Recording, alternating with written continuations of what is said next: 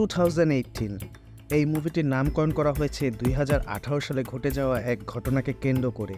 কেরালা নামক একটি স্থানে সত্য ঘটনার অবলম্বনে তৈরি করা হয় এই মুভিটি, যা 2018 মুভিতে তুলে ধরা হয়েছে। এই মুভিটিকে মূলত একটি বন্যার ঘটনাকে নিয়ে তৈরি করা। 2018 সালে কেরালাতে এক ভয়াবহ বন্যা হয়, যেই বন্যায় প্রায় 400 মানুষের বেশি মারা যায় এবং আরও অনেকেই নিখোঁজ হয়ে যায়। মুভিটির শুরুটা অন্যরকম হলেও ভিতরে রয়েছে এক অদ্ভুত রূপ। ভয়াবহ বন্যায় যখন সকলের ঘরবাড়ি ডুবে যায়, তখন মানুষজন নিজেদের এবং নিজেদের পরিবারকে বাঁচানোর জন্য সর্বোচ্চ দিয়ে চেষ্টা করে যায়। আর সেই দৃশ্যই এই মুভিতে তুলে ধরা হয়েছে। আমাদের দেশে ইন্ডিয়ার তৈরি বাঁধ খুলে দেওয়ার ফলে আমাদের যে বন্যা সৃষ্টি হয়েছে, সেই বন্যায় মানুষের কিভাবে ক্ষয়ক্ষতি হয়েছিল, ঠিক সেরকমেরই একটি চিত্র তুলে ধরা হয়েছে এই মুভিতে। আমাদের মধ্যে অনেক মানুষেরই হয়তো প্রশ্ন জাগে, বন্যার সময় মানুষের কি কি হতে পারে। আমারও ঠিক এরকম একটি প্রশ্ন জেগেছিল মনে, তাই আমি বিশেষ করে আপনাদের জন্য নিয়ে এসেছি আজকের এই মুভি। এই মুভিটি দেখলে বুঝতে পারবেন বন্যায় প্রবলিত মানুষদের কি কি অবস্থা হয়ে থাকে, বন্যার সময় একটি অঞ্চলের কীরকম ক্ষতি হতে পারে। এই মুভি দেখলে আপনি বুঝতে পারবেন যদি আপনি সেই জায়গায় থাকতেন তাহলে আপনার কি অবস্থা হতো। তো চলুন আর দেরি না করে শুরু করা যাক আজকের মুভির এক্সপ্লেনেশন। আমি ফারুক, আজ পুরোটা সময় ধরে আপনাদের সঙ্গে থাকবো সিনে ওয়ার্ল্ডে। মুভিটি শুরুতেই দেখা যায় দুই বন্ধুকে। এখানে অনুপম এবং অ্যালেক্সকে দেখানোর মাধ্যমেই মুভিটি শুরু হয়। তারা দুইজন পুলিশ স্টেশনে বসেছিল, কেননা অনুপম দুবাই যাবার কারণে তার পুলিশ স্টেশনে কিছু কাজ ছিল। কাজ শেষ করে তারা দুইজন বাইক নিয়ে তাদের নিজেদের বাড়িতে ফিরে যায়। তারা আরিপুকুরাম নামে একটি গ্রামে থাকে। তারপর আমাদেরকে দেখানো হয় ওই গ্রামে বাসিচন্দ্র নামে একজন মুদি দোকানদারকে, যিনি চোখে দেখতে পারত না, তার কোনো পরিবারও ছিল না, সে একাই থাকতো এবং মুদি দোকানদারি করে জীবিকা নির্বাহ করত। একটু পর সেই দোকানের কাছে অনুপম আসে। তখনই বাসিচন্দ্র অনুপমের কণ্ঠ শুনে তাকে চিনতে পারে এবং সে খুব আনন্দিত হয়ে ওঠে, কেননা অনুপম প্রতিদিন তার দোকানে এসে কোনো পারিশ্রমিক ছাড়াই তার দোকানে বেচাকেনা সাহায্য করে। বেচাকেনা করার সময় সে দেখতে পায় একটি মানসিক প্রতিবন্ধী ছেলেকে, যার নাম হচ্ছে অবিন। অনুপম তাকে ডাক দেয় এবং তার হাতে চকলেট উপহার দেয়। এছাড়াও অবিনের বাবা অনুপমের বন্ধু হন এবং এমন সময় পাশ থেকে একটি অপরিচিত নারী অনুপমের কাছে এক বক্স চকলেট চায়। অনুপম মেয়েটিকে চকলেটের বক্স দেওয়ার পর মেয়েটি অনুপমের হাতে চকলেটের টাকা দিয়ে চলে যাচ্ছিল। এমন সময় অনুপম দোকান থেকে বের হয়ে মেয়েটির দিকে তাকিয়ে থাকে, যা দেখে বোঝা যায় মেয়েটি অনুপমের খুব ভালো লেগেছে। কিন্তু এর আগে কখনো অনুপম মেয়েটিকে গ্রামে দেখেনি, তাই সে ভাবছিল এই মেয়েটি কে এবং এই অপরিচিত মেয়েটি কবে গ্রামে এসেছে। এর পরের পর্বে দেখা যায় সেই মেয়েটিকে গ্রামের স্কুলে, এবং স্কুলের প্রধান শিক্ষক মেয়েটিকে ছাত্রছাত্রীদের সাথে পরিচয় করিয়ে দিচ্ছে, কেননা মেয়েটি এখন থেকে তাদের নতুন শিক্ষক হিসাবে দায়িত্ব পালন করবে। এই পর্বে বোঝা যায় তাদের নতুন শিক্ষক মানে সেই মেয়েটির নাম মঞ্জু। প্রধান শিক্ষক মঞ্জুকে ছাত্রছাত্রীদের সাথে পরিচয় করিয়ে দেওয়ার পর ক্লাসরুম থেকে বের হয়ে যাওয়ার সময় উপর থেকে একটি টাইলস নিচে ভেঙে পড়ে। তার পরের পর্বে দেখা যায় ভাঙা টাইলস ঠিক করতে অনুপমকে ডেকে আনা হয়। অনুপম ক্লাসরুমে ঢোকার সময় মঞ্জু তাকে দেখে মুচকি হাসে এবং অনুপমও মঞ্জুকে দেখে। মঞ্জুর হাসি দেখে বোঝা যায় সে নিজেও অনুপমকে পছন্দ করে ফেলেছে। পরের পর্বে দেখা যায় অনুপম ও তার বন্ধু অ্যালেক্স বসে গল্প করছে। এমন সময় তাদের সামনে দিয়ে একটি বাস যায়, যার জানালা দিয়ে মঞ্জুকে দেখা যায়। কিন্তু মঞ্জু অনুপমের দিকে তাকাতে অনুপম তার চোখ সরিয়ে নেয়।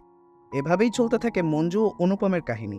অনুপম যেই দোকানে দোকানদারি করত সেই দোকানটি মঞ্জুর স্কুলের পাশে হওয়ায় তাদের প্রতিদিনই দেখা হয়, কিন্তু তারা সামনাসামনি কখনোই কথা বলে না। অনেক সময় ইশারাতেই কথা হয় তাদের। আবার অনেক সময় মঞ্জু বিপদে পড়লে, যেমন বৃষ্টিতে ভিজে গেলে, অনুপম ছুটে যায় তাকে সাহায্য করতে। এরপর আস্তে আস্তে তাদের সম্পর্ক আরও আগাতে থাকে। তাদের মধ্যে শুরু হয় ফোনে কথোপকথন। এরপর আস্তে আস্তে তাদের পরিবারও জানতে পারে এবং পারিবারিক মাধ্যমে তাদের বিয়ের কথা শুরু হয়। তাদের বিয়ের দিন ঠিক করা হয়, কিন্তু সময়টা বর্ষাকাল হয়, বর্ষাকালের শেষের দিকে তারিখ দেওয়া হয়। এর পরের পর্বে দেখা যায় অনুপম বিয়ের কার্ড দেওয়ার মাধ্যমে গ্রামের সবাইকে নিমন্ত্রণ জানাচ্ছে। তারপরে দেখা যায় অনুপম তার এক প্রতিবেশীর বাড়িতে বিয়ের নিমন্ত্রণ দিতে গিয়ে দেখে প্রতিবেশীর ছেলে সাইকেল থেকে পড়ে পা ভেঙে আহত হয়ে আছে। এরপর অনুপম অবিনের কাছে যায় এবং হাসির ছলে তাকে বলে সে যদি বিয়েতে সাইকেল চালিয়ে না আসে তাহলে তাকে ঢুকতে দেওয়া হবে না, তাই সে যেন তাড়াতাড়ি সুস্থ হয়ে ওঠে। অনুপমের এসব কথা শুনে অবিন হেসে দেয়। এর পরের পর্বে দেখা যায় কেরালার একটি অফিস রুমে একজন ছেলেকে, যার নাম হচ্ছে সজি। সে অফিসের কাজ শেষ করে বের হওয়ার সময় তার বউ ও তার মেয়ের সাথে ভিডিও কলে কথা বলছে, যেখানে তার মেয়ে জলদি তাকে বাড়ি যাওয়ার জন্য বলছে। তোরে সজি তাকে বলছে সে যেন কোনো চিন্তা না করে, সজি সকালের আগেই তার মেয়ের কাছে পৌঁছে যাবে। কথা বলা শেষ করে সজি সেই অফিস থেকে বের হবে। ঠিক তখনই অফিসের একটি টেবিল থেকে একটি কল আসে। এরপরে দেখা যায় সজি কলটি ধরে এবং ওপাশ থেকে একজন সিনিয়র তাকে জানায় সংবাদে দেখা যাচ্ছে থানকি নামে এক শহরে মাছ ধরতে গিয়ে 3 জন জেলে সমুদ্রে পড়ে নিখোঁজ হয়ে গেছে। তাই এ বিষয়ে সে অর্থাৎ সজি যেন খোঁজ নেয়। এরপর ফোন রাখার পর সজি টিভিতে সেই খবরটিই দেখে। এর পরের পর্বে আমাদের দেখানো হয় থানকি নামে সেই শহরটিকে, যেখানে একটি ছেলে যার নাম নিক্সন, সে মোটরসাইকেলে করে তার বাসায় আসে এবং এসে একটি বাচ্চা মেয়েকে অর্থাৎ তার ভাইয়ের মেয়েকে কিছু জিনিস উপহার দেয়। এরপর নিক্সন তার ভাবির কাছে যায় এবং খাবার নিয়ে খেতে থাকে। এমন সময় নিক্সনের বড় ভাই উইনস্টন এবং তার বাবা মাধব চান বাড়িতে আসে। নিক্সনের পরিবারটি একটি জেলে পরিবার। তার বাবা ও বড় ভাই সমুদ্রে মাছ ধরে জীবিকা নির্বাহ করে থাকে, কিন্তু নিক্সন তার ব্যতিক্রম। সে এই পেশাটি পছন্দ করে না, তাই সে মডেলিংয়ের পেশায় নিজেকে নিয়োজিত করেছে, কেননা তার স্বপ্ন সে খুব বড় ধরনের একজন মডেল হবে। আর এই মডেলিং তার পরিবার পছন্দ করে না। এর পরের পর্বে দেখা যায় নিক্সন তার বাবাকে বলছে আগামীকাল নিক্সনের সাথে আরিবুকুলাম গ্রামে যেতে হবে। এর উত্তরে নিক্সনের বাবা বলে তিনি আগে থেকেই জানেন, কেননা নিক্সনের ভাবি তাকে সবকিছুই বলেছে। তাদের আরিবুকুলাম গ্রামে যেতে বলার কারণটি হলো নিক্সন সেখানে মডেলিং কাজ করার সময় একটি মেয়েকে পছন্দ করে, যার সাথে তার প্রেমের সম্পর্ক হয়। মেয়েটির নাম ভিনিতা। তাই ভিনিতার সাথে বিয়ের কথা বলার জন্য নিক্সনের বাবা সেই গ্রামে যাবার কথা জানায়। এর পরের পর্বে দেখা যায় নিক্সনের বাবা, বড় ভাই ও তার ভাবি সহ নিক্সন ভিনিতার বাসায় যায়। এরপর ভিনিতার বাবা নিক্সনের বাবার কাছে তাদের পেশা জানতে চায়। তোরে নিক্সনের বাবা জানায় তারা হলো জেলে পরিবার। কথাটি শুনে ভিনিতার বাবা রীতিমতো নিক্সনের পরিবারকে অপমান করে বলে, তারা তো জেলে পরিবার, সমুদ্রের আশেপাশেই থাকে। ঝড় বৃষ্টি হলে তারা বাড়িঘর ছেড়ে আশ্রয় কেন্দ্রে আশ্রয় নেয়। এমন পরিবারের সাথে তারা কিভাবে তাদের মেয়ে দিবে? অপমানিত হয়ে নিক্সন ও তাদের পরিবার সেখান থেকে চলে যায়। এতক্ষণ পর্যন্ত আমাদের শুধু মুভির সকল ক্যারেক্টারের সাথে পরিচিত করানো হলো, আর এরপর থেকেই মুভির আসল কাহিনী শুরু হবে। মুভির এতক্ষণের কাহিনী আমার পার্সোনালি একটু বোরিংই লেগেছে। এর পরের সিনে দেখা যায় কেরালায় টানা কয়েকদিন ধরে প্রচুর বৃষ্টিপাত হচ্ছে। প্রচুর বৃষ্টির ফলে কেরালার বাঁধ খুলে দেওয়া হয়েছে, যা গত ২৬ বছরেও খোলা হয়নি। বাঁধটি এই প্রথম খোলা হয়েছে, যা কিনা আগে কখনোই খোলা হয়নি। এর মানে হচ্ছে ২৬ বছর আগে এই বাঁধটি তৈরি করা হয়েছে, আর এই প্রথমবারের মতো এই বাঁধটি খুলে দেওয়া হয়েছে। বাঁধ খোলার কারণে কেরালার নিচু গ্রামগুলো সব পানিতে তলিয়ে যায়। প্রথমত টানা বৃষ্টিপাত এবং দ্বিতীয়ত বাঁধের পানি, সব মিলিয়ে পানিতে তলিয়ে যায় কেরালার নিচু অঞ্চলগুলো। অতিরিক্ত পানির কারণে বন্যা পরিস্থিতি তৈরি হয়, যার কারণে অনুপম কিছু পাইপ দিয়ে ভেলা তৈরি করতে থাকে। অন্যদিকে দেখা যায় বন্যার কারণে নিক্সনের বাবা ও ভাই সমুদ্র থেকে নৌকা উঠিয়ে নেয়। এতে নিক্সনের সাহায্য চাইলে সে তাতে কোনো গুরুত্ব দেয় না, বরং সে তার বন্ধুদের সাথে বৃষ্টিতে ভিজে ফুটবল খেলতে থাকে, যা দেখে নিক্সনের বাবা অনেক কষ্ট পায়। এর পরের পর্বে দেখা যায় অনুপম ও তার বন্ধু অ্যালেক্স বৃষ্টির পানিতে নৌকা ভাসিয়ে মাছ ধরতে থাকে। তারা চিন্তা করে বৃষ্টির পানি খুব দ্রুতই নেমে যাবে, কিন্তু তার বিপরীত আকৃতি ধারণ করে। বৃষ্টির গতি দিন দিন বাড়তেই থাকে, যার ফলে পানির পরিমাণও বাড়তে থাকে। প্রচুর বৃষ্টির ফলে সমুদ্রের চাপও বাড়তে থাকে। তাই সরকার কর্তৃক নির্দেশনা আসে সকল শিক্ষা প্রতিষ্ঠান সহ সবকিছু অনির্দিষ্টকালের জন্য বন্ধ থাকবে। এরপরে দেখা যায় শহরের সবাই নিজেদের জিনিসপত্র গুছিয়ে আশ্রয় কেন্দ্রের দিকে রওনা দিচ্ছে। দেখা যায় নিক্সনের পরিবারও তাদের জিনিসপত্র গুছিয়ে আশ্রয় কেন্দ্রের উদ্দেশ্যে বের হবে। তখনই নিক্সন তার বাবাকে এসে বলে তাকে কোচিতে যেতে হবে, যা শুনে নিক্সনের বড় ভাই উত্তরে বলে এই সময় অর্থাৎ এই পরিস্থিতিতে নিক্সন কোচিতে গিয়ে কি করবে তার কাছে সে জানতে চায়। নিক্সন জানায় তাকে মডেলিংয়ের কাজে সেখানে যেতে হবে, যা শুনে তার বড় ভাই অনেক রেগে যায় এবং তাকে বলে শুটিংয়ের কাজে কোচিতে যাবে নাকি তোমার প্রেমিকা অর্থাৎ বিনীতার সাথে আশ্রয় কেন্দ্রে থাকতে হবে বলে কোচিতে যাবে। এসব শুনে নিক্সন রেগে গিয়ে তার বড় ভাইয়ের সাথে ধাক্কাধাক্কি শুরু করে, যা দেখে তার বাবা নিক্সন তার গালে একটি থাপ্পড় দিয়ে দেয়, আর এরপর নিক্সন বাড়ি থেকে বের হয়ে যায়।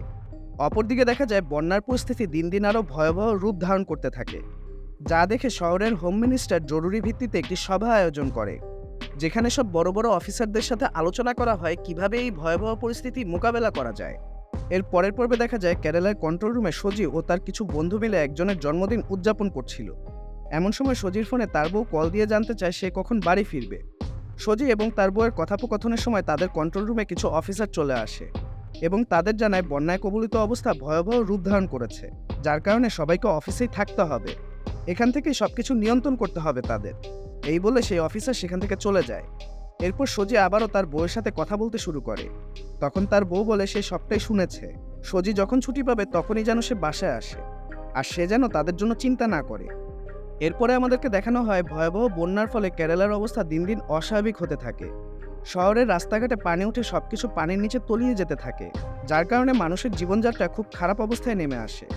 এর পরের পর্বে দেখা যায় কেরালার কন্ট্রোল রুমে একজন সিনিয়র অফিসার সবাইকে বলছেন কেরালার এই পরিস্থিতির জন্য সবার কাছে খাবার পৌঁছানো দরকার, কিন্তু এত খাবার প্যাকিং করে মানুষদের কাছে পৌঁছে দেওয়ার জন্য অনেক মানুষের প্রয়োজন। এরপর সুজি সেখানে তার মতামত প্রেরণ করে এবং সে জানায় হোয়াটসঅ্যাপের মাধ্যমে তারা একটি গ্রুপ খুলে সবার কাছে সাহায্য চাইতে পারে। সজির এই মতামত সবাই খুব পছন্দ করে এবং তা গ্রহণ করে। তারপর শুরু হয় পরিকল্পনা অনুযায়ী কাজ করা। সেফ কেরালা নামে একটি গ্রুপ খোলা হয় এবং হাজার হাজার মানুষের কাছে কেরালাকে বাঁচানোর জন্য একটি মেসেজ প্রেরণ করা হয়। খুব অল্প সময়ের মধ্যে কেরালাকে বাঁচানোর জন্য শত শত মানুষ ছুটে আসে, আর এরপরই শুরু হয় ত্রাণ তৈরির কাজ। অন্যদিকে দেখা যায় দিন দিন বৃষ্টি বাড়ার ফলে পুরো রাজ্য প্রায় পানির নিচে তলিয়ে যাবার মতো অবস্থা। কেরালার সব মানুষ আশ্রয়কেন্দ্রে আশ্রয় নিচ্ছে। তারপরের দৃশ্যে দেখা যায় বন্যার কারণে বিনীতিদের বাড়িতেও পানি চলে আসে, যার কারণে বিনীতির বাবা তাদের সব জিনিসপত্র গুছিয়ে ওপরে নেওয়ার ব্যবস্থা করছেন এবং অ্যালেক্সকে ফোন দিয়ে সাহায্যের জন্য বলছেন। এরপর অ্যালেক্স ও তার বন্ধু অনুপম দুজনে ভেলা নিয়ে সাহায্যের জন্য যায়। ঠিক তখনই তারা দেখতে পায় একটি গর্ভবতী মহিলা ও একটি বাচ্চা মেয়ে সাহায্যের জন্য দাঁড়িয়ে আছে। বাচ্চা এই মেয়েটির নাম হচ্ছে স্নেহা। এরপরে অ্যালেক্স ভেলা থেকে নেমে হেঁটে চলে যায় বিনীতিদের বাসায় এবং অনুপম ভেলা নিয়ে বাচ্চা মেয়েটি এবং তার গর্ভবতী মাকে খুব যত্ন সহকারে আশ্রয়কেন্দ্রে নিয়ে যায়।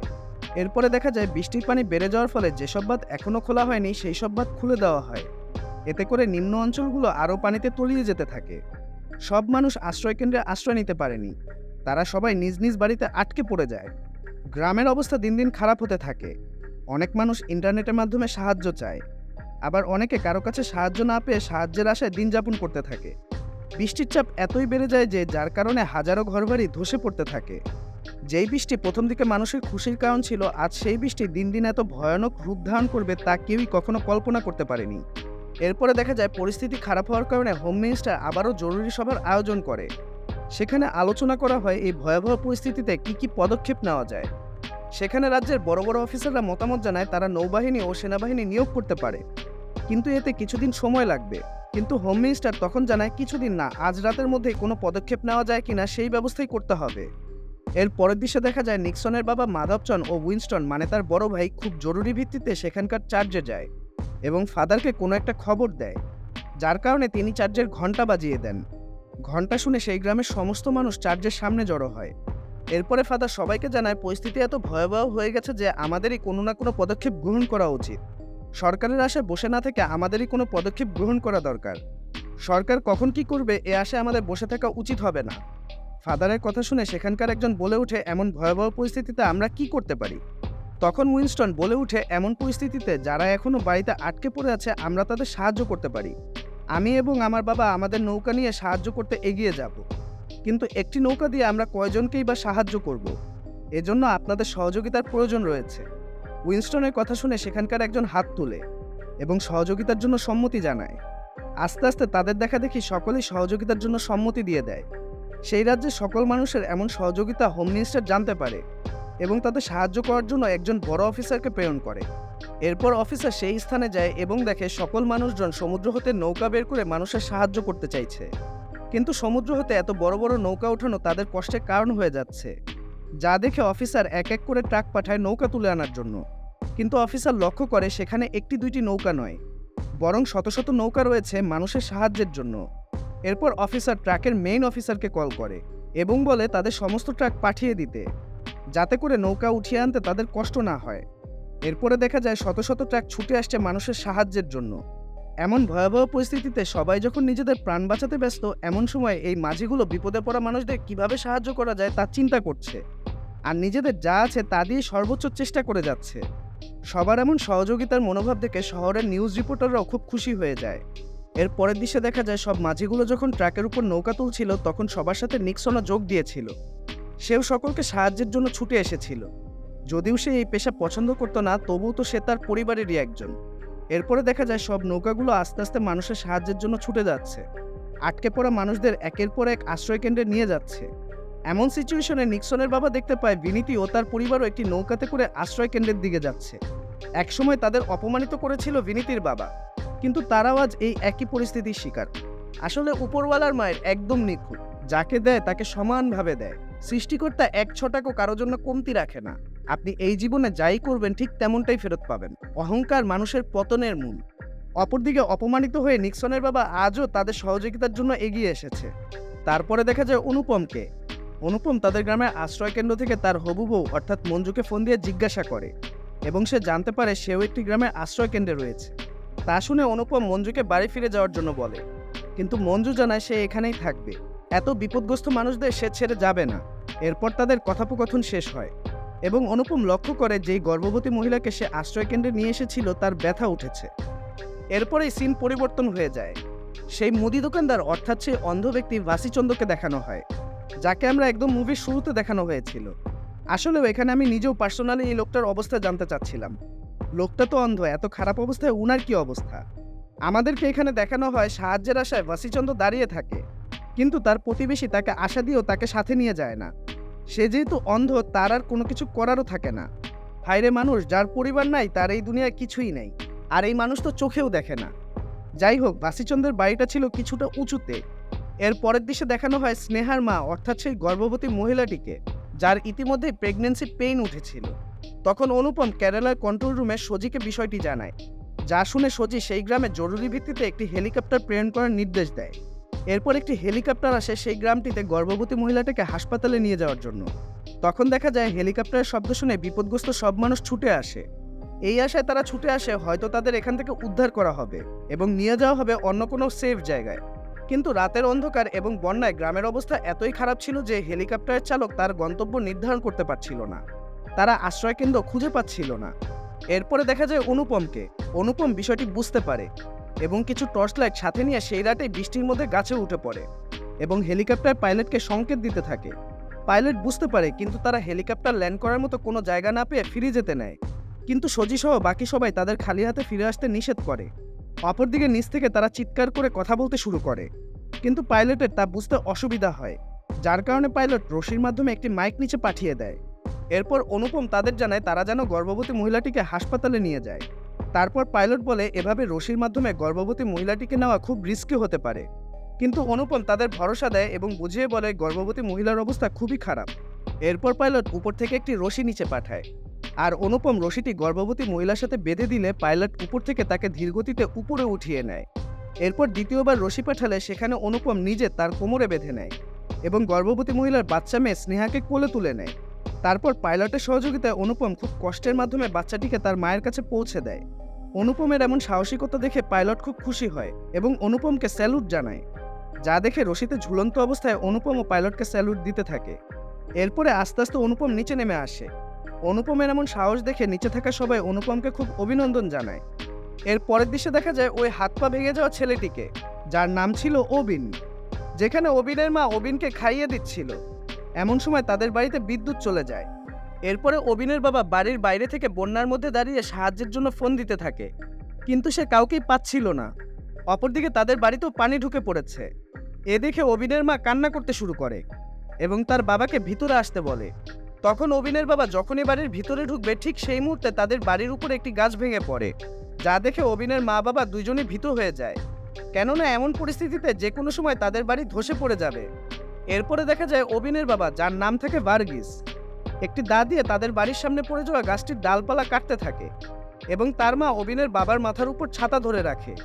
এই দৃশ্য অবিন তার জানালা দিয়ে দেখতে থাকে। ঠিক সেই মুহূর্তে অবিন বিছানা থেকে নিচে পড়ে যায়। অবিনের চিৎকারের শব্দ শুনে তার বাবা মা ছুটে যায়। তারপরে তারা দুজনেই ঠিক করে অবিনকে নিয়ে তারা তাদের বাড়ি থেকে চলে যাবে, কিন্তু পড়ে যাওয়া গাছটির ডাল এমনভাবে তাদের দরজা আটকে যায় যা দিয়ে তারা বের হতে পারে না। এরপর তারা চেষ্টা করে তাদের বাড়ির পিছনের গেট দিয়ে বের হবার, কিন্তু তাদের বাড়ির পিছনের অবস্থা আরও বেশি ভয়াবহ। সেখানে পানির স্রোত অনেক বেশি। এই সব কিছু দেখে তারা ভয়ে চিন্তিত হয়ে পড়ে। এদিকে অবিনও কাঁদতে থাকে। পিছনের দরজা খুলে যাওয়ায় তাদের বাড়ির ভিতরে অনাবরত বন্যার পানি ঢুকতে থাকে। সে সময় সাহায্যের জন্য অবিনের বাবা মা চিৎকার করে কাঁদতে থাকে, কিন্তু সে সময় আশেপাশে কেউই থাকে না তাদের সাহায্য করার জন্য। মুভিটিতে এর পরের পর্বে দেখা যায় নিক্সনের বাবা তার নৌকা ঠিকঠাক আছে কিনা তা দেখছেন। ঠিক সেই মুহূর্তে নিক্সনের বাবা মাধবচন্দ্র দেখেন নিক্সন একটি নৌকাতে করে কিছু মানুষকে আশ্রয়কেন্দ্রে নিয়ে যাচ্ছে, যা দেখে মাধবচন্দ্র রীতিমতো অবাক হয়ে পড়ে। এরপর নিক্সন তার বাবার সামনে নৌকা থামায় এবং মানুষদের আশ্রয়কেন্দ্রে ঢুকাতে সাহায্য করে, আর তার বাবা অবাক চোখে নিক্সনের দিকে তাকিয়ে আছে। তারপরে দেখা যায় আশ্রয়কেন্দ্র হতে কয়েকজন বের হয়ে নিক্সনকে এবং তার বাবা মাধবচন্দ্রকে একটি মেয়ের নিখোঁজ হওয়ার কথা জানায়। তারা জানতে পারে মেয়েটি সার্টিফিকেট উদ্ধার করতে বাড়িতে গেছে। এরপর নিক্সনের বাবা তাদের ভিতরে একজন যে মেয়েটির বাড়ি চিনে তাকে নিয়ে বাড়ি যেতে চায়। ঠিক সেই মুহূর্তে নিক্সন তার বাবাকে বাধা দিয়ে বলে তার বাবা যেন আশ্রয়কেন্দ্রে থাকে, তার বদলে সে যাবে সেই মেয়েটিকে খুঁজে আনতে। এরপর অ্যালেক্স এবং নিক্সন মেয়েটির বাড়ির উদ্দেশ্যে রওনা হয়। নিক্সনের এমন হঠাৎ ভালো পরিবর্তন দেখে নিক্সনের বাবা খুব খুশি হয়ে যায় এবং ছেলেকে নিয়ে গর্ববোধ করে। নিক্সন এবং অ্যালেক্স মেয়েটির বাড়িতে পৌঁছে দেখে মেয়েটি তার বাড়ির সামনে বসে কাঁদছে, কেননা বন্যার পানির কারণে মেয়েটি বাড়িতে ঢুকতে পারেনি। তারা দুজন মেয়েটিকে উদ্ধার করতে চায়, কিন্তু মেয়েটি তার সার্টিফিকেটগুলো এভাবে ভাসিয়ে রেখে যেতে চায় না। মেয়েটির কান্না দেখে অ্যালেক্স ও নিক্সন মেয়েটিকে সান্ত্বনা দেয় এবং বলে তারা তার সার্টিফিকেট উদ্ধার করে এখান থেকে যাবে। নিক্সনের কথা শুনে মেয়েটি খুশি হয়ে যায় এবং নৌকাতে উঠে বসে। এর পরের দৃশ্যে দেখা যায় সেই গর্ভবতী মহিলাটিকে হেলিকপ্টার উঠানোর সময় কেউ একজন সেই দৃশ্যটি ভিডিও করে ইন্টারনেটে ছেড়ে দেয়, যা সবাই দেখে এবং অনুপমের উপর শ্রদ্ধা প্রেরণ করে। তারপরে দেখা যায় অনুপমকে আশ্রয়কেন্দ্রে সকল মানুষ খুব শ্রদ্ধা করে। ঠিক তখন অনুপমের সাথে তার হবু বউ মঞ্জুর দেখা হয়। অনুপমকে ভেজা অবস্থায় দেখে মঞ্জু অনুপমের মাথা মুছে দেয়। তারপর অনুপম ও মঞ্জু বাইরে আসে এবং অবিনের প্রসঙ্গ ওঠায়, কারণ অবিনকে হাসপাতালে নিয়ে যেতে হবে। ঠিক তখন এক মহিলা জানায় যে অবিন আশ্রয়কেন্দ্রে নেই। অবিন আশ্রয়কেন্দ্রে আছে কিনা মঞ্জুকে জিজ্ঞাসা করে। উত্তরে মঞ্জু বলে অবিনের বাবা একদিন তাকে কল দিয়ে আশ্রয়কেন্দ্রে এসে অবিনকে হাসপাতালে নিয়ে যাবার কথা বলছিল, কিন্তু এরপর তার সাথে আর কথা হয়নি। তাকে ফোন দেওয়া হয়েছিল কিন্তু তার ফোন বন্ধ দেখাচ্ছে। তার পরের দৃশ্যে দেখা যায় অবিনের বাবা ভার্গিস টর্চ লাইট দিয়ে ঘরের টিন ভাঙার চেষ্টা করছে, কেননা বন্যার পানি তাদের ঘর ভাসিয়ে নিয়ে যাচ্ছে। টিন ভেঙে উপরে যেতে না পারলে তারা পানিতে ডুবে যাবে। তারপরে দেখা যায় অনুপম বিদ্যুতের তার বেয়ে অবিনের বাসার দিকে যাচ্ছে। অতিরিক্ত বৃষ্টিতে বন্যার পানি এতই বেড়ে গেছে যে বিদ্যুতের তার পর্যন্ত পানি উঠে এসেছে। অপরদিকে আমাদেরকে দেখানো হয় নিক্সন সেই মেয়েটির সার্টিফিকেট উদ্ধার করতে মেয়েটির বাড়িতে প্রবেশ করে এবং মেয়েটি নৌকাতে বসে নিক্সনকে সার্টিফিকেটের ঠিকানা দিতে থাকে। তাকে বলে যে বাড়ির ভিতরে বাম দিকে একটি আলমারি রয়েছে, আর সেই আলমারিতে সার্টিফিকেটগুলো আছে। মেয়েটির কথা মতো নিক্সন বাড়ির ভিতরের একটি আলমারি খুলে এবং আলমারিতে থাকা ফাইলগুলোর মধ্যে থেকে একটি ফাইল তুলতেই দেখে পিছনে একটি সাপ, যা দেখে নিক্সন ভয় পেয়ে পিছিয়ে যেতে নিতেই পিছনে একটি ভাঙা কাচের সাথে নিক্সনের পা কেটে যায়। এর পরের দৃশ্যে দেখা যায় নিক্সনের বাবা আশ্রয় কেন্দ্রে দাঁড়িয়ে তার জন্য অপেক্ষা করছিল। ঠিক সেই মুহূর্তে একজন লোক ভিতর থেকে দৌড়ে এসে তাকে জানায় টাইলস ভেঙে পড়ে যাওয়ায় এক মহিলার পা কেটে গিয়েছে। কথাটি শুনে নিক্সনের বাবা দৌড়ে যায় এবং মেয়েটিকে হাসপাতালে নিয়ে যাওয়ার জন্য বলে। এরপরে নিক্সনের বাবা লক্ষ্য করে স্কুলের আশ্রয়কেন্দ্রের আশেপাশেও দিন দিন পানি বেড়ে চলেছে, যা স্কুলের ভিতরেও ঢুকে যাওয়ার সম্ভাবনা রয়েছে। তাই নিক্সনের বাবা বলে সবাইকে কলেজের আশ্রয়কেন্দ্রে নিয়ে যেতে হবে। তার পরের দৃশ্যে দেখা যায় অ্যালেক্সও সেই মেয়েটি নৌকাতে বসে নিক্সনের জন্য অপেক্ষা করছে। তার কিছুক্ষণ পরেই তারা দেখতে পায় একটি লাগেজের উপরে একটি সাপ ভাসতে ভাসতে সামনের দিকে আসছে, আর তারপরে নিক্সন কিছু ফাইল নিয়ে বেরিয়ে আসে, যা থেকে বোঝা যায় নিক্সন কোনো না কোনো উপায়ে ফাইলগুলো উদ্ধার করেছে। তারপরে নিক্সন নৌকাতে উঠতেই তারা দুজন লক্ষ্য করে নিক্সনের পা থেকে রক্ত ঝরছে। নিক্সন একটা কাপড় দিয়ে তার পা বেঁধে নেয়। এরপর কাহিনী চলে যায় কেরালার সেই কন্ট্রোল রুমে। সজি তার বাড়িতে ফোন করছে কিন্তু যোগাযোগ করতে সে ব্যর্থ হচ্ছে। একটু পর সজিকে একজন লোক এসে ডাক দিয়ে বাইরে নিয়ে যায়। সজি বাইরে এসে দেখতে পায় অফিসের সবাই টিভিতে একটি নিউজ দেখছে, যেখানে দেখা যাচ্ছে একটি বাড়ি পানিতে ভেসে যাচ্ছে। যা দেখার পর সজি চোখ বড় বড় করে টিভির দিকে তাকিয়ে থাকে, কেননা বাড়ির মালিক সজি নিজেই, এবং সেই বাড়িতে তার বউ এবং তার মেয়ে রয়েছে। কিন্তু খবরে দেখা যাচ্ছে বাড়িটিতে কোনো মানুষ রয়েছে কিনা তা এখনো জানা যায়নি, যা শুনে সজি কান্নায় ভেঙে পড়ে। এর পরের দৃশ্যে দেখা যায় নিক্সনের বাবা মাধবচন্দ্র স্কুলের ক্লাসরুমে ভেঙে যাওয়া টাইলস ঠিক করার জন্য তৈরি হচ্ছেন। এমন সময় নিক্সন দরজার সামনে এসে দাঁড়ায়। নিক্সনের বাবা তাকে বলে এভাবে সময় নষ্ট না করে সবাইকে এখান থেকে নিয়ে কলেজের আশ্রয়কেন্দ্রে যেতে। নিক্সন তার বাবার কথা শুনে এবং তার কথা মতো সবাইকে কলেজের আশ্রয়কেন্দ্রে নিয়ে যাওয়ার ব্যবস্থা করে। নিক্সনের এমন হঠাৎ পরিবর্তন দেখে তার বড় ভাই খুব গর্বিত হয় এবং খুব খুশিও হয়। তারপরে দেখা যায় নিক্সনের বাবা টাইলস ঠিক করতে দেয়ালের উপরে হাত দিয়ে ধরতেই দেয়ালটি ধসে পড়ার উপক্রম হয়। নিক্সনের বাবা নিচে থাকা সকলকে সরে যাওয়ার জন্য বলে, আর ঠিক সেই মুহূর্তে নিক্সনের বাবা নিচে পড়ে যায়, আর সাথে সাথে উপরের দেয়ালটি তার উপরে এসে পড়ে এবং সেই স্থানেই নিক্সনের বাবা মারা যায়। এর পরের দৃশ্যে দেখা যায় বাবা মাধবচন্দ্রের মৃত্যুর পর দুই ছেলে শোকাহত হয়ে পড়ে। তারা একদমই মানসিকভাবে ভেঙে পড়ে। তাদের সাথে আশ্রয়কেন্দ্রের বাকি লোকজনও শোকাহত হয়ে পড়ে। তখন সেখানে একটি লোক কান্না করতে করতে আসে এবং এসে বলতে থাকে পাহাড়ের ধসে তার ভাইয়ের বাড়ি চাপা পড়ে গিয়েছে, আর তার ভাই দীনেশ তাকে ফোন দিয়ে জানিয়েছে তার ভাই দীনেশ সহ তার পরিবার সেই বাড়িতে আটকে পড়ে আছে, তাই এখন তাদের উদ্ধার করা প্রয়োজন। কথাগুলো বলতে বলতে লোকটি রীতিমতো সবার কাছে সহযোগিতা চেয়ে হাত জোর করে কাঁদতে থাকে। লোকটির এই অসহায়ত্ব দেখে শোকাহত নিক্সন এবং তার বড় ভাই লোকটিকে সাহায্য করার কথা চিন্তা করে। এর পরের দৃশ্যে দেখা যায় দীনেশ ও তার বউ বাচ্চা আটকে পড়ে আছে। তাদের সবাই খুব ভীত অবস্থায় রয়েছে, কেননা মৃত্যু তাদের খুব কাছেই এসে পড়েছে। এরপর নিক্সন ও তার বড় ভাই উইনস্টন দীনেশের বাড়ির সামনে গিয়ে দীনেশকে কল করে এবং বলে তারা তাকে সাহায্য করার জন্য এসেছে, তাই সাহায্যের জন্য একটু পরপর দীনেশ তার ফোনে কল করবে। উইনস্টন আরও জানায় কল করলে দিনেশ যাতে কল রিসিভ না করে, এতে করে ফোনের রিংটনের সাহায্যে তারা তাদের অবস্থান চিহ্নিত করতে পারবে। দিনেশ কথাগুলো শুনে ভরসা ফিরে পায় এবং খুব খুশি হয়ে ওঠে। এরপরে দেখা যায় তারা দিনেশের বাড়ি খোঁজ করতে শুরু করে। কোথাকার মাটির নিচে তাদের বাড়ি চাপা পড়ে আছে তার সন্ধান বের করার চেষ্টা করে। একটু পর পর তারা দিনেশের ফোনে কল করতে থাকে। এমন সময় হঠাৎ করে দিনেশের ফোন অফ হয়ে যায়, কেননা তার ফোনে চার্জ ছিল না। ভিতর থেকে দিনেশ তার ফোন চালু করার চেষ্টা করেও সে ব্যর্থ হয়। অপরদিকে উইনস্টনও বারবার তাকে কল করতে থাকে, কিন্তু তার ফোন অফ হয়ে যাওয়ার কারণে তার সাথে কন্ট্যাক্ট করতে পারে না, যা দেখে দিনেশের বড় ভাই আবারও কান্নায় ভেঙে পড়ে। এর পরের দৃশ্যে আমাদের দেখানো হয় অবিনের বাড়ি, যেখানে অবিন ও তার বাবা একটি পাইপের সাথে ঝুলে আছে, কেননা বন্যার পানিতে তাদের বাড়ি সম্পূর্ণ ডুবে গিয়েছে। পানি এত বেশি উঠে গেছে যে কিছু সময়ের মধ্যে তাদের বাড়ি একদমই পানির নিচে তলিয়ে যাবে। অপরদিকে অনুপম অবিনের বাড়ি খুঁজতে এসেছে, কিন্তু পানিতে সব ডুবে যাওয়া অনুপম তাদের বাড়ি খুঁজে পাচ্ছিল না। কিছুক্ষণের মধ্যে অনুপম তাদের বাড়ি খুঁজে পায়, কিন্তু দেখা যায় তাদের বাড়ি প্রায় 3 পর্যন্ত ডুবে আছে। বাড়ির ভিতরে কেউ আছে কিনা খোঁজ করার জন্য অনুপম বাইরে থেকে ডাকতে থাকে, যা অবিনের মা শুনতে পায়, কিন্তু তার অবস্থা এতটাই খারাপ ছিল যে সে তার জবাব দিতে পারে না। এরপরে দেখা যায় অনুপম অবিনের বাবার নাম্বারে কল করে, কিন্তু তখনও তার ফোন বন্ধ পাওয়া যায়। বন্যার পানিতে যেখানে নিজেরাই ডুবে আছে সেখানে ফোন কিভাবে চালু থাকবে? ফোন বন্ধ পেয়ে অনুপম ভেবে নেয় তারা হয়তো এই বাড়ি ছেড়ে অন্য কোথাও চলে গিয়েছে, তাই সে তার ভেলা নিয়ে ফিরে যেতে থাকে। কিন্তু ঠিক সেই মুহূর্তে বাড়ির টিন হতে একটি টিকটিকি অবিনের গায়ে এসে পড়ে, যা দেখে অবিন ভয় পেয়ে চিৎকার করতে শুরু করে। অবিনের চিৎকারের শব্দ কিছুটা অনুপমের কান পর্যন্ত আসে। অনুপম বুঝতে পারে বাড়ির ভিতরে কেউ আছে।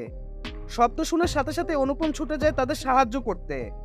এরপর অনুপম ভেলা থেকে পানিতে ঝাঁপ দেয়, কিন্তু গাছে তাদের দরজা আটকে যাওয়ায় অনুপম ভিতরে ঢুকতে পারে না। কিন্তু সে বাইরে থেকে ঘরের চাল ধরে অবিনের বাবাকে ডাকতে থাকে। অনুপমের কণ্ঠ শুনে অবিনের বাবা কিছুটা আশার আলো ফিরে পায়। বাইরে থেকে অনুপম তাদের অবস্থান বুঝতে পারছিল না, কেননা তাদের বাড়ি প্রায় পুরোটাই পানিতে তলিয়ে গিয়েছে। এদিকে অবিনের বাবাও কথা বলতে পারছিল না, কেননা তার গলাও পানির নিচে রয়েছে। সে এক হাত দিয়ে তার ছেলেকে ধরে আর অন্য হাত দিয়ে ঝুলে রয়েছে, তবুও সে চেষ্টা করছে তাদের অবস্থান বোঝানোর জন্য।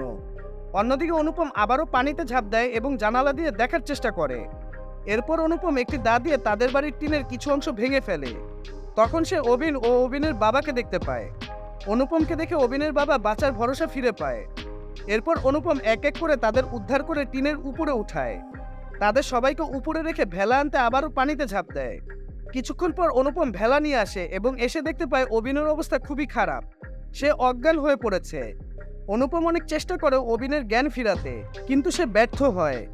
তখন তারা ভাবতে থাকে অবিন হয়তো আর বেঁচে নেই, যা দেখে অবিনের মা কান্নায় ভেঙে পড়ে। কিন্তু কিছুক্ষণ পরে অবিনের জ্ঞান ফিরে আসে, যা দেখে তার বাবা মা অত্যন্ত খুশি হয়ে ওঠে, কেননা তারা ভেবেছিল তাদের ছেলে হয়তো মারা গিয়েছে। এরপর অনুপম তাদের সবাইকে ভেলাতে নিয়ে আশ্রয় কেন্দ্রে ফিরে যায়। এর পরের দৃশ্যে আমাদের দেখানো হয় সেই অন্ধ ব্যক্তিকে। বাসিচন্দ্র এখনো সাহায্যের অপেক্ষা করছে।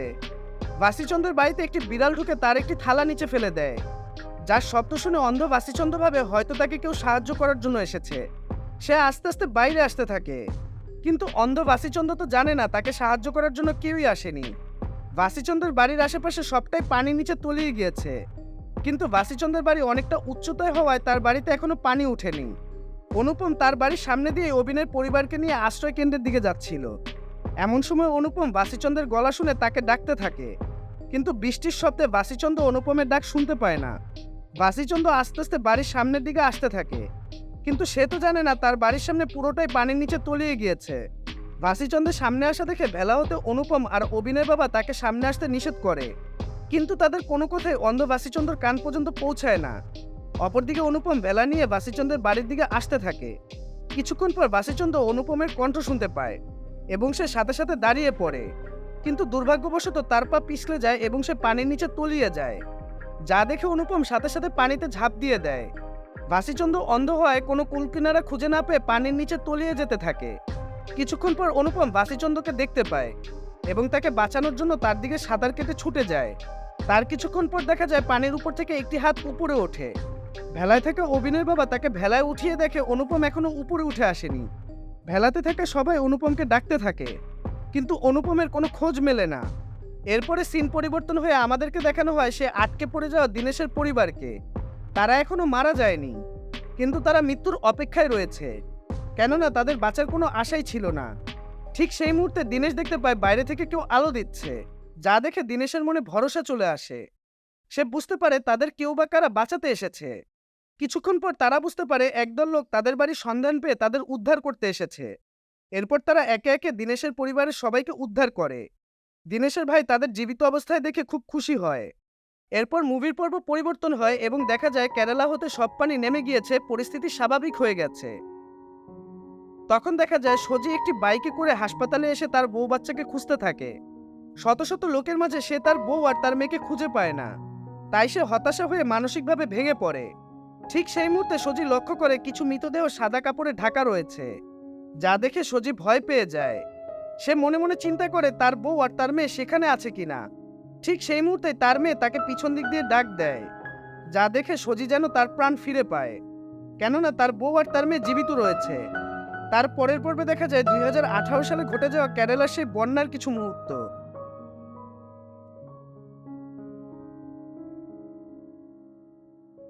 বন্যায় ভয়াবহ পরিস্থিতি অতিক্রম করে সবাই যেন আবারও তাদের স্বাভাবিক জীবনযাত্রা শুরু করেছে। তারপরে দেখা যায় সেই গর্ভবতী মহিলাকে, যাকে অনুপম হেলিকপ্টারে করে হাসপাতালে পাঠিয়েছিল। সেই মহিলা এবং তার মেয়ে সহ ছোট্ট সন্তান একটি ছাদে দাঁড়িয়ে থাকে। ঠিক সেই মুহূর্তে আকাশ দিয়ে একটি হেলিকপ্টার যেতে দেখে স্নেহা। এই স্নেহাই হচ্ছে সেই ছোট্ট মেয়েটি, যাকে অনুপম কোলে করে হেলিকপ্টারে উঠিয়ে দিয়েছিল। সেখানে দেখা যায় স্নেহা সাদা কাপড় দিয়ে কিছু একটা তৈরি করতে থাকে এবং উপর থেকে হেলিকপ্টারের পাইলট দেখে স্নেহা তাদের সাদা কাপড় দিয়ে থ্যাংক ইউ লিখে জানিয়েছে। এর পরের পর্বে দেখা যায় সমুদ্রের একটি জাহাজে নিক্সন ও তার বড় ভাই উইনস্টনকে, যেখানে নিক্সন তার বড় ভাই উইনস্টনের সাথে জেলের কাজ করছে। মুভিটির এ পর্বে দেখা যায় অনুপমের হবু বউ মঞ্জুকে। মঞ্জু একটি বাসে করে যাচ্ছে এবং জানালা দিয়ে অন্ধ বাসিচন্দ্রকে একটি দানবাক্স হাতে নিয়ে বসে থাকতে দেখে। বাসিচন্দ্র আগে যেখানে মুদি দোকানদারি করতো সেখানে আজ সে বসে আছে সাহায্যের জন্য। ঠিক সেই মুহূর্তে আমাদেরকে মুভিতে দেখানো হয় অনুপম বাসিচন্দ্রকে উদ্ধার করতে যাওয়ার দৃশ্যটি। অনুপম বাসিচন্দ্রকে ভেলায় ওঠায় ঠিকই, কিন্তু সে নিজে উঠতে পারে না, কেননা বাসিচন্দ্রকে উঠানোর সময় তার পায়ে একটি পাথরের মাঝে আটকা পড়ে যায়, যার কারণে সে বাসিচন্দ্রকে উঠাতে পারলেও সে নিজে উঠতে পারে না। প্রাণ বাঁচানোর অনেক চেষ্টা করেও সে ব্যর্থ হয়। অবশেষে সে সেখানেই মারা যায়। এর পরের দৃশ্যে দেখা যায় অবিন ও শ্রেয়া বাসিচন্দ্রের কাছে এসে ফুল রেখে তাকে ছুঁয়ে প্রণাম করছে এবং অ্যালেক্সও নিরাশ হয়ে কিছুটা দূরে তাদের দিকে তাকিয়ে আছে। তার কিছুক্ষণ পরে অবিন ও শ্রেয়া বাসিচন্দ্রকে উঠিয়ে নিয়ে চলে যেতেই দেখা যায় বাসিচন্দ্রের ঠিক পিছনে অনুপমের সমাধি, যা থেকে বোঝা যায় বাসিচন্দ্র তার দোকানে অনুপমকে চিরস্থায়ী করে রেখেছে। তারপরে মুভিটিতে কিছু পর্ব দেখানো হয়, যা খুবই হৃদয় বেদারক, এবং এখানেই মুভিটির সমাপ্তি ঘটে। মুভিটির গল্প দেখে আপনারা একটু হলেও বুঝতে পারলেন সেই বন্যায় প্রবলিত মানুষগুলোর জীবনে কি কি ঘটতে পারে। আমাদের মধ্যে অনেকেরই মা বাবা রয়েছে যারা কিনা এই সকল জায়গাতে নিজেদের সন্তানকে পাঠাতে চান না। তাদের উদ্দেশ্যে আমি বলবো, আপনারা আপনাদের ছেলেমেয়েদের এই সমস্ত জায়গায় সাহায্যের জন্য হাত বাড়িয়ে দিতে শিখান। দয়া করে ছেলে মেয়েদেরকে ঘরে আটকে রাখবেন না। মনে রাখবেন, হয়তো আপনার ছেলে বা মেয়ের জন্য বেঁচে যেতে পারে একটি পরিবার। আরেকটা কথা চিন্তা করতে পারেন, এই পরিস্থিতিতে আপনিও থাকতে পারতেন, যেখানে আপনার ছেলের মতোই কেউ একজন এসে আপনাদের উদ্ধার করছে। পার্সোনালি আমার মতামত, দোয়া জিনিসটা অনেক বড় একটা জিনিস। কোটি কোটি টাকা দিয়েও দোয়া কিনতে পাওয়া যায় না, আর সবাই মানুষের জীবন বাঁচাতে পারে না। তাই তরুণরা, আমি তোমাদেরকে বলবো, তোমরা মানুষের সাহায্যে এগিয়ে আসবা। যেভাবেই পারবা একজন মানুষের জীবন বাঁচানোর কথা চিন্তা করবা। ধন্যবাদ, আজ এ পর্যন্তই। চলে যাচ্ছে আজকের মতো, কিন্তু আজকে চলে যাচ্ছে ঠিকই, পরশু আবারও ফিরে আসবো নতুন কোনো গল্প নিয়ে।